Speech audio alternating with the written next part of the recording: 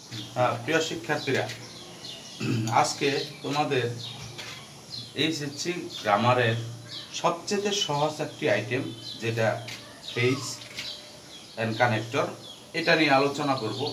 আমরা এই phrase and connector যদি প্রথমে বক্সের শব্দগুলো কোথায় কিভাবে বসে, কি কারণে বসে, সেগুলো যদি বুঝতে পারি বা সেই সম্পর্কে সম্যক ধারণা থাকে, তখন এই পেসেসের ভিতরে যে ব্ল্যাঙ্কসগুলো থাকে সেগুলো আমরা সহজেই পূরণ করতে পারবো। এখন আমাদের বক্সে দেয়া আছে 10টি শব্দ। প্রথমে আছে as if, was bird, as soon as, it, what does look like, there, have to, let alone, would rather and had better. এই শব্দগুলো সম্পর্কে আমরা ধারণা, এই ফ্রেজগুলোকে আগে জানবো, বুঝবো, তারপর সেগুলো শূন্যস্থানে আমরা অ্যাপ্লাই করার চেষ্টা করব। প্রথমেই আছে এজ ইফ। অ্যাজ ইট অথবা অ্যাজ দো, এই দুইটি শব্দের অর্থ হলো যেন। যেন। এখন একটা বিশেষ টেকনিক আছে, যেটা প্রথম বাক্যে এটা হচ্ছে একটা কানেক্টর হিসাবে বসে। এগুলো প্রথম বাক্যে যদি প্রেজেন্ট ইনডিফিনিট থাকে, পরের বাক্যে পাস্ট ইনডিফিনিট হয়। এটা রাইট ফর্ম অফ ভার্ব এবং কমপ্লিটিং সেন্টেন্সেও এই আইটেমটা কাজে লাগে। এখন এই বাক্যে অ্যাজ ইফ অ্যাজ ডু বসে, তবে বিশেষ কয়েকটা ভার্ব আছে যেটা টেকনিক্যালি আমরা এটা ইউজ করতে পারি। টক, স্পিক,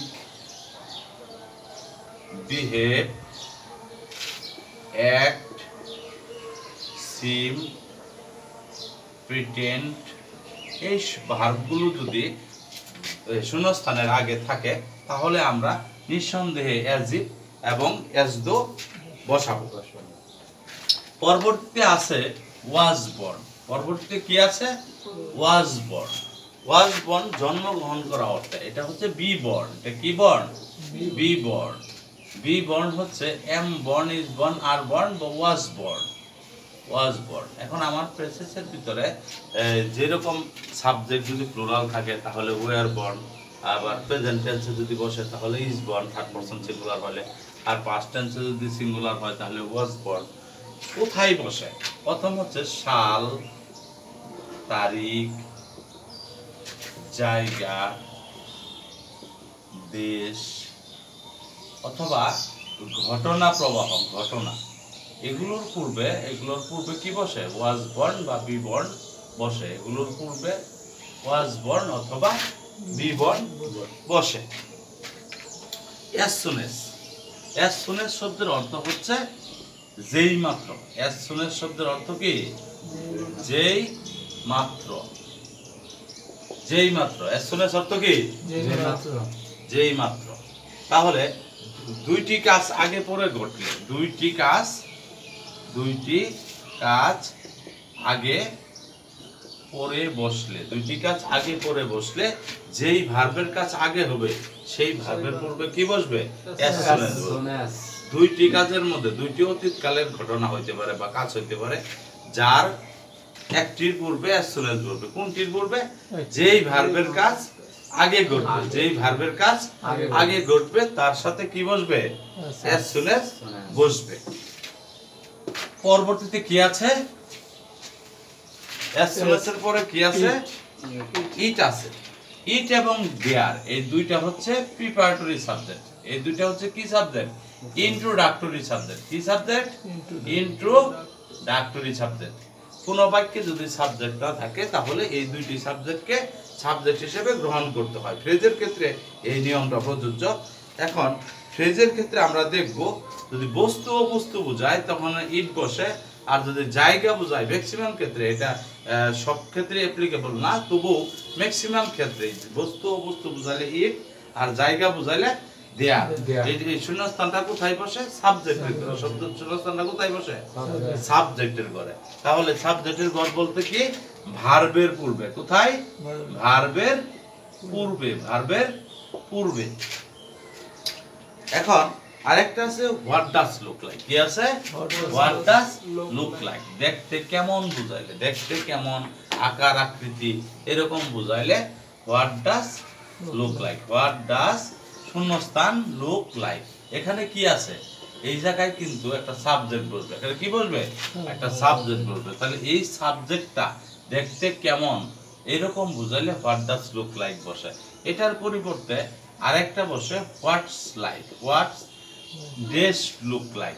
এই যেখানে সাবজেক্ট পরে হচ্ছে look like, what's look like বা হোয়াটস লাইক।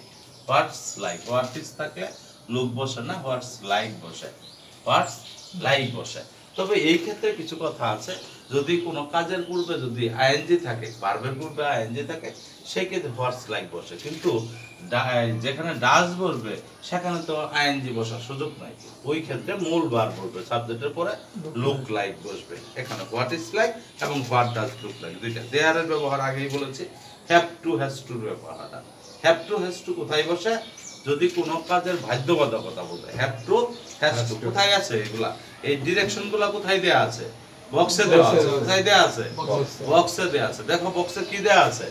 বক্সে দেয়া আছে হ্যাভ টু। বক্সে কি দেয়া আছে? Have to. তাহলে বাধ্যবাধকতা বা আবশ্যকতা বুঝাইলে কি বুঝাইলে? বাধ্যবাধকতা অথবা আবশ্যকতা। বাধ্যবাধকতা অথবা আবশ্যকতা বুঝালে, মানে অবশ্যই করতে হবে এরকম কিছু বুঝালে have to has to, have to অতীতকালে হ্যাভ টু বসে, প্রেজেন্ট টেন্সে হ্যাভ টু হ্যাজ টু বসে। আর আছে লেটেল অন। লেটেল অন শব্দের অর্থ ভাবাই যায় না। দুইটি কাজ বা সংখ্যার তুলনায় আগেরটা অসম্ভব, পরেরটা আরো অসম্ভব।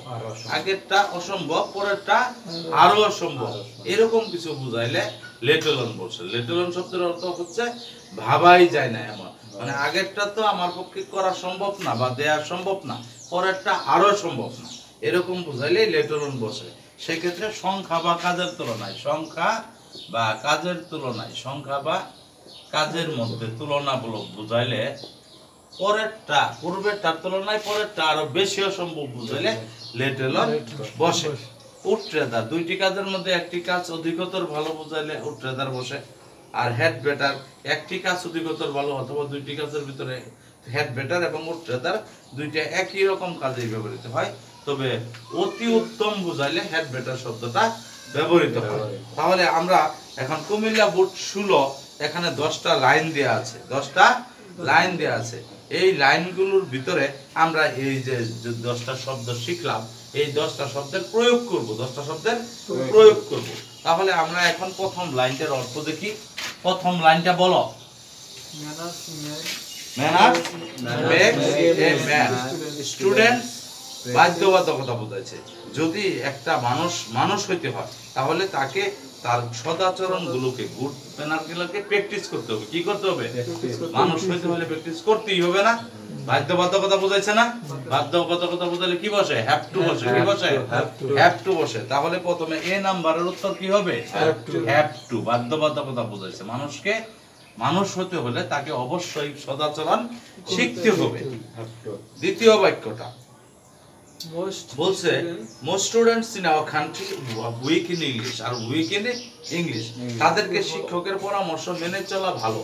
তাহলে এই কাজটা উচিত বা অধিকতর ভালো এরকম কিছু বুঝাইছে। সেই ক্ষেত্রে কি বুঝায়? হ্যাড বেটার বসে। হ্যাড বেটার বসে। অধিকতর ভালো বুঝালে কি বসে? হ্যাড বেটার বসে। এখন একটা জিনিস, এই হ্যাড বেটার এবং হ্যাড উড ট্রেদার, হ্যাভ টু, এগুলো সকলের ক্ষেত্রে এগুলা পূর্বে পরে ভার্বের প্রেজেন্ট ফর্ম হয়। ভার্বের কি হয়? ভার্বের প্রেজেন্ট ফর্ম হয়। দেখো হলুর মধ্যেও ভার্বের প্রেজেন্ট ফর্ম আছে, আবার এখানে এই প্র্যাকটিসের ভিতরে ভার্বের এক নং আছে, ঠিক না? দুইটাই। তাহলে প্রথমটা যদি হ্যাড বেটার হয়, এই হ্যাভ টু হয়, পরেরটা কি হবে? Had better. এখন স্পিক আছে, আমি ওই এর কথা বলেছিলাম যে as if as though থাকলে, as if as though থাকলে কয়েকটা ভার্বের কথা বলেছিলাম। কি? স্পিক, টক, বিহেভ, টক, বিহেভ, প্রিটেন্ড, অ্যাক্ট, সিম, এই ভার্বগুলো থাকলে as if বসে। দেখো এখানে স্পিক আছে, দেখছো? এখানে আছে স্পিক। হি স্পিকস ইংলিশ, মানে সে এমন ভাবে কথা বলে যেন সে একটা ইংলিশম্যান, যেন সে একটা ইংলিশম্যান। তাহলে অসম্ভব কিছু বুঝাইলে আসলে সে সেরকম না, ভানটা তার এরকম হয়, সে আসলে সেরকম ব্যক্তি না, কিন্তু তাকে তার অ্যাক্টিভিটিতে শু করছে সে যেন এরকম এরকম বুঝাইলে দ্বিতীয় বাক্যে রাইট ফর্মের নিয়ম আছে, দ্বিতীয় বাক্যে সকল সাবজেক্টের পরে ওয়ার বসে, তাহলে শূন্যস্থানের ভিতরে অ্যাজ ইট বসে। ঠিক আছে? এখন কক্সবাজার, এখানে হাবের ভিতরে কক্সবাজার হচ্ছে পপুলার টুরিস্ট, এখানে সাবজেক্ট কি আছে? শূন্যস্থান। শূন্য বাক্য শেষ হয়েছে এবং সাবজেক্ট করে শূন্যস্থান, আর এর আগে শূন্যস্থান। কোথায় শূন্যস্থান? আর এর আগে। তাহলে সাবজেক্ট ভার্বের আগে শূন্যস্থানে কি বসে? সাবজেক্ট বসে। কি বসে? সাবজেক্ট বসে। তাহলে যেহেতু আর আছে সেই ক্ষেত্রে কি ইট বসতে পারবে না দেয়ার বসাইতে হবে? দেয়ার বসাইতে হবে, যেহেতু জায়গা বুঝাইছে। আমি আগেও বলেছিলাম কি যদি জায়গা বুঝাই তাহলে কি বসে? দেয়ার বসে। পরবর্তী বাক্যে দেখো টোল দ্যাট আছে, আবার বাক্যের মাঝখানে দেন। উড ট্রেদারের ক্ষেত্রে একটা বিশেষ কথা আছে। উড ট্রেদারের ক্ষেত্রে যদি দুইটি ভার্বের মধ্যে দেন থাকে, দুইটি ভার্ব বা অন্য কিছু যার মধ্যে তুলনা বোঝায়, তার পূর্বে যদি এই ভার্বের এক নং হবে, ভার্বের কি হবে? ভার্বের এক নং হবে, আর বাক্যের মাঝখানে দেন থাকবে। ভার্বের এক নং হবে সাবজেক্টের পরে, আর এই বাক্যের মাঝখানে দেন থাকলে কি বসে? উড ট্রেদার বসে। উড ট্রেদারের ক্ষেত্রে কি বাক্যের মাঝখানে দেন থাকে, মাঝে মাঝে দেন নাও থাকতে পারে, তবু ম্যাক্সিমাম ক্ষেত্রেই দেনের ব্যবহার আছে। পরের বাক্যটাতে দেখো 200 টাকা আর 2000 টাকা। আমি বলেছিলাম পূর্বের তুলনায় পরেরটা, আগের কাজের তুলনায় দ্বিতীয় কাজটা অসম্ভব বুঝালে, প্রথম কাজের তুলনায় বা প্রথম সংখ্যার তুলনায় যদি পরেরটা অসম্ভব বোঝায় তাহলে কি হবে? সেই ক্ষেত্রে লেটেলন বসে। কি বসে? লেটেলন। কিসের মধ্যে? লেটেলন যদি দুইটি কাজ বা সংখ্যার মধ্যে পরেরটা অসম্ভব বোঝায়, পরেরটা অসম্ভব বোঝায়, সেই ক্ষেত্রে লেটেলন বসে। আর সাল, তারিখ, জায়গা এগুলা যদি হয় তাহলে ওয়াজ বর্ন বসে। আর দুইটি কাজ আগে পরে যদি ঘটে থাকে সেই ক্ষেত্রে দেখো যে একমাত্র স্মোকিং একটা major causes of heart attack. এখন যেই মাত্র সে ধূমপান ছেড়ে দিবে সে স্বাস্থ্যের ঝুঁকি থেকে বাঁচতে পারে। তাহলে দুইটি কাজের মধ্যে যেই মাত্র ছেড়ে দিবে, যে কোন কাজটা আগে হয়েছে? ছেড়ে দেওয়াটা কাজের আগে হয়েছে না? ধূমপান যদি সে ছেড়ে দেয় সেই ক্ষেত্রে কি হবে? সে ওই ঝুঁকি থেকে মুক্ত হবে। তাহলে যেই মাত্র সে ধূমপান ছেড়েছে সেই ঝুঁকি থেকে মুক্ত হয়েছে। আবার একটা দেখো, Shakespeare was born on 23rd April. সাল বুঝাইছে না, তারিখ বুঝাইছে না? সাল, তারিখ, দেশ, জায়গা এগুলোর পূর্বে ওয়াজ বর্ন বসে। তাহলে হি was born, he was born. আবার দুই পাশে শূন্যস্থান যদি থাকে তাহলে ওই যে what does look like, what does, আবার এখানে শূন্যস্থান সাবজেক্ট, পরে যেহেতু লুক লাইক এরকম বোঝাইলে শূন্যস্থান মধ্যে সাবজেক্ট বসে। তাহলে এখানে সাবজেক্ট দেয়া আছে। কি সাবজেক্ট দেয়া আছে? সাবজেক্ট দেওয়া আছে অ্যান এলিয়েন, তারপরে এই পাশে শূন্যস্থান, ওই পাশে শূন্যস্থান। তাহলে হোয়াট ডাজ লুক লাইক কিন্তু দুই পাশে শূন্যস্থান, বাক্যের মাঝখানে শূন্য এই ব্ল্যাঙ্ক আছে। হোয়াট ডাজ এই পাশে আছে, লুক লাইক ওই পাশে আছে। ঠিক আছে? আবার আরেকটা ক্ষেত্রে দেখো, এই লাস্টে মনে হয় এটা শেষ হয়ে গেছে নাকি? তাহলে এই 10টা শূন্যস্থান শেষ হয়েছে। তাহলে তোমরা এভাবে প্রত্যেকটা বোর্ডে